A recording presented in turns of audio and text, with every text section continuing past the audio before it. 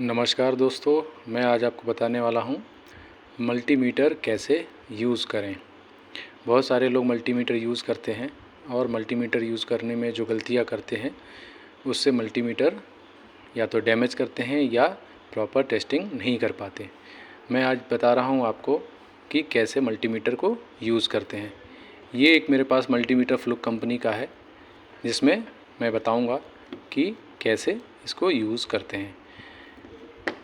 इस मल्टीमीटर में आप देखेंगे ये रोटरी स्विच है, सारी रेंजें ये दी हुई हैं, वो AC वोल्ट की, DC वोल्ट की, millivolt, ohm, buzzer, diode, capacitor, ampere AC और एम्पियर DC।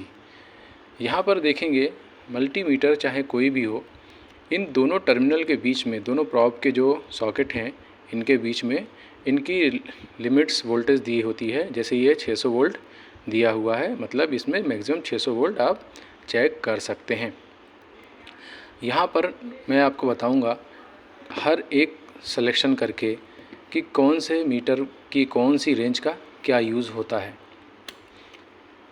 जैसे ही हम मीटर को ऑन करते हैं तो मीटर में हमें ये AC का सिंबल जो दिया हुआ है V, और ये AC का सिंबल मतलब यहाँ AC के वोल्टेज चेक करने के लिए इस रेंज को सेलेक्ट करेंगे। इस रेंज को सेलेक्ट करते ही डिस्प्ले पे देखिए कि आपका वोल्टेज मतलब V और AC लिखा हुआ दिखाई देता है। मतलब इसमें जो AC के वोल्टेज रहते हैं उनको चेक करने के लिए यूज़ किया जाता है और इसको सेलेक्ट करते हैं। अब बात करते हैं यहाँ V और DC का सिंबल, मतलब यहाँ DC वोल्टेज चेक करने के लिए जब सेलेक्ट करते हैं तो यहाँ पे डिस्प्ले पे आपको V और DC लिखा हुआ दिखाई देता है। इस रेंज में DC के सारे वोल्टेज चेक किए जाते हैं। मीटर में ये जो रेंज है मिली वोल्ट की, मिली वोल्ट में आप देखेंगे कि यहाँ पर AC और DC दोनों का सिंबल बना हुआ है। इसको यूज़ करने के लिए जब हम सेलेक्ट करते हैं तो बाय डिफ़ॉल्ट हम AC वोल्टेज सेलेक्ट करते हैं, और अगर हमें DC वोल्टेज मिली वोल्ट में चेक करना है तो हम येलो बटन जो इसमें दी हुई है, और ये येलो सिंबल भी है, सिमिलर कलर कोडिंग दी हुई है, जिससे हम जैसे इसको सेलेक्ट करते हैं तो आप देखिए मिली वोल्ट DC हम सेलेक्ट कर लेते हैं। वापस इसको वो करते हैं तो हम मिली वोल्ट AC पे आ जाते हैं। ठीक है, तो ये जितने येलो ऑप्शनल सिंबल दिए हुए हैं ये येलो बटन से ही चेंज करते हैं, सेलेक्ट करते हैं। इसके बाद में देखेंगे ये रजिस्टर का सिंबल है ओम का, इसमें रजिस्टर की सारी वैल्यू चेक की जाती है। जैसे ही हम रजिस्टर को चेक करते हैं तो इस सिंबल में रजिस्टर वैल्यू चेक की जाती है, जो भी हमारे सर्किट में रेजिस्टेंस वैल्यू होती है उनको चेक करते हैं। इसके बाद में आता है बज़र। ये देखिए आप बज़र का सिंबल है, और जब इसमें प्रॉब को आपस में ये देखिए टच करते हैं तो इस टाइप की बज़र सुनाई देती है। इसका यूज़ जो होता है वो बताना चाहूँगा। ये यूज़ जो है शॉर्ट सर्किट, कंटिन्यूटी और बाकी चीज़ों को चेक करने के लिए किया जाता है। कंटिन्यूटी चेक करने में जब हम चेक करते हैं और हमारा अगर वायर, फ्यूज़ या सर्किट जो भी सही है या शॉर्ट है तो हमें इस टाइप का बज़र सुनाई देता है, जिससे हमें पता चलता है कि ये शॉर्ट है या मेंस लीड या फ्यूज़ जो है वो सही है या नहीं। ठीक है, तो कंटिन्यूटी टेस्ट करने के लिए ये वाला। अब आता है बज़र, और बज़र के बाद आता है डायोड और कैपेसिटर। डायोड और कैपेसिटर जो है इसमें डायोड की सारी रेंजें चेक होती हैं, जैसे ट्रांजिस्टर, मॉसफेट, IGBT, ये जितने होते हैं इसमें आप डायोड के सिंबल में चेक करते हैं। अब एक दूसरा सिंबल है कैपेसिटर का। जब कैपेसिटर टेस्ट करना होता है तो हम फिर ये येलो की बटन दबाते हैं तो देखिए यहाँ फैराड में नैनो फैराड का लिखा हुआ आ जाता है। इसके बाद में हम अगर रेंज सेलेक्ट करते हैं तो आप ये देखिए अलग अलग रेंज हम सेलेक्ट कर सकते हैं, नैनो फैराड और माइक्रो फैराड। ठीक है, वापस अगर हमें डायोड पे जाना है तो ये देखिए डायोड, और यहाँ पे जो वोल्टेज के फॉर्म में दिखाता है कि ये डायोड में से जो वेरियर वोल्टेज हैं या जो भी वोल्टेज हैं वो कैसे दिखाई देते हैं। तो जब डायोड टेस्ट करते हैं तो यहाँ भी चेक कर सकते हैं, और रजिस्टर वैल्यू में भी डायोड की टेस्टिंग की जा सकती है। यहाँ पर सिंबल दिया है डायोड चेक करने के लिए, तो हम इसमें डायोड को वोल्टेज के फॉर्म में रिजल्ट को देखते हैं। ठीक है, अब बात आती है एम्पियर की।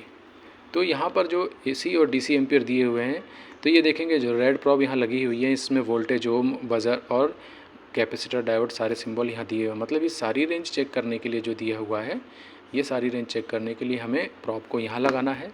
और जब हमें एम्पियर चेक करना है तो ये देखिए यहाँ पे ए लिखा हुआ है और ये ए लिखा हुआ है, 10 एम्पियर इसकी मैक्सिमम कैपेसिटी है। इसमें हम इस प्रॉप को लगा देते हैं। लगाने के बाद में जब हमें एम्पियर चेक करना होता है तो ये देखिए एसी के एम्पियर चेक करेंगे, ठीक है। एसी के एम्पियर चेक करने में हम जो है इसको सीरीज में लगाते हैं और जो भी हमारा सोर्स और लोड होता है उसके बीच में वो कितना करंट कंज्यूम कर रहा है एसी, वो बताता है। सेम ही हमारा डीसी में होता है। डीसी में भी हम क्या करते हैं कि इसको सीरीज में लगाते हैं, मीटर को, एम्पियर मीटर हमेशा सीरीज में लगाते हैं। और जो लोग यूज़ करते हैं या जो कि टेक्निकल लोग हैं जिनके लिए मैं ये वीडियो बना रहा हूँ, वो जानते हैं कि एम्पियर मीटर सीरीज़ में लगा के करंट को चेक किया जाता है। तो कोई भी इंस्ट्रूमेंट है, सोर्स और लोड के बीच में कितना करंट कंज्यूम कर रहा है, ये हम इस मीटर के थ्रू चेक कर सकते हैं, ठीक है। वापस हम इसको यूज़ होने के बाद में यहाँ कर देते हैं। अब बात आती है इस मीटर के अंदर बाकी बटनों की। तो जो भी हम चेक कर रहे हैं उसको चेक करने के लिए, चेक करने में अगर हमें उसको नोट डाउन करना है या थोड़ी देर होल्ड करके रखना है, तो अगर हम होल्ड बटन प्रेस करते हैं तो वो फ्रीज़ हो जाता है स्क्रीन पे जो भी डिजिट रहते हैं, और हम बाद में उसको नोट करके इसको अनहोल्ड कर सकते हैं। ये रेंज जो है मिनिमम मैक्सिमम सेलेक्ट करने के लिए है।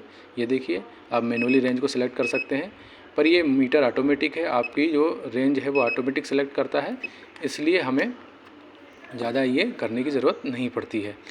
बात आती है रेंज बटन की, तो ये हम रेंज जो है वो रेंज वैल्यूज़ इसकी डिसाइड करते हैं मैनुअली, कितने रेंज की हमें वोल्टेज चेक करनी है। येलो बटन मैंने बताया जितने भी ऑप्शनल येलो सिंबल आपको दिख रहे हैं, इनको ऑप्शनल सेलेक्ट करने के लिए इस बटन को प्रेस करते हैं तो ये ऑप्शनल सिलेक्शन होता है। अब बात करते हैं इस बटन की। अगर आप अंधेरे में कहीं काम कर रहे हैं और वहाँ रोशनी नहीं है और मान लीजिए कि हमें देखने में सुविधा हो रही है जो भी नोट डाउन करना है या जो भी हम रिजल्ट देख रहे हैं, तो इस डिस्प्ले के अंदर लाइट होती है, ठीक है। अब बात करते हैं इस प्रॉप की। प्रॉप के अंदर कई लोग गलती करते हैं कि आपकी फिंगर यहाँ तक लाकर किसी भी चीज़ को चेक करते हैं। आपको इस रिंग के, जो भी रिंगें बनी हैं दोनों में, इस रिंग के बाहर आपको फिंगर को नहीं ले जाना है। आपको इस तरह इसको पकड़ना है और पकड़ने के बाद ही टेस्टिंग करनी है, ठीक है। अब इस मीटर की यूज़ के बारे में मैंने जो आपको बताया वो आपको कैसा लगा ये बताइएगा, क्योंकि इसमें बहुत लोग गलती करते हैं और बहुत लोग यूज़र जो होते हैं गलती करके मीटर को डैमेज कर लेते हैं। इसमें दो टाइप की टेस्टिंग होती है, एक तो लाइव टेस्टिंग और एक होती है कोल्ड टेस्टिंग। लाइव टेस्टिंग में आपके वोल्टेज और एम्पियर आते हैं, इसमें जो सर्किट के अंदर हमारे जो लाइव वोल्टेज रहते हैं उनको चेक करने के लिए और लाइव एम्पियर चेक करने के लिए होता है।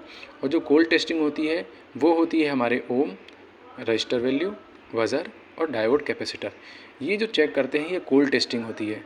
इस कोल्ड टेस्टिंग में कंपोनेंट के बिहेवियर को चेक किया जाता है कि वो सही प्रॉपर है या नहीं, और जो भी उसके पैरामीटर्स होते हैं अगर वो नहीं दिखाता है इस मीटर पे, जैसे कैपेसिटर है, कैपेसिटी वैल्यू उसकी जो उस पर प्रिंटेड है वो नहीं दिखा रहा है, आपका रजिस्टर है जिसकी रजिस्टर वैल्यू वो नहीं दिखा रहा है, डिफ़र दिखा रहा है, तो हम कोल्ड टेस्टिंग करते हैं सर्किट से निकाल कर, या सर्किट में लगे हुए हम विदाउट सोर्स से जुड़े हुए सिस्टम के अंदर टेस्टिंग करते हैं। तो इसमें दो टाइप की टेस्टिंग है, कोल्ड टेस्टिंग और लाइव टेस्टिंग, ठीक है।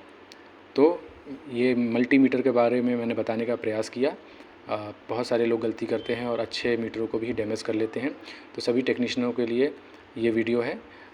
मुझे बताइएगा कमेंट में और कैसा ये वीडियो आपके लिए यूज़फुल है या नहीं, या इससे पहले आप इन रेंज के बारे में कितना जानते थे। धन्यवाद।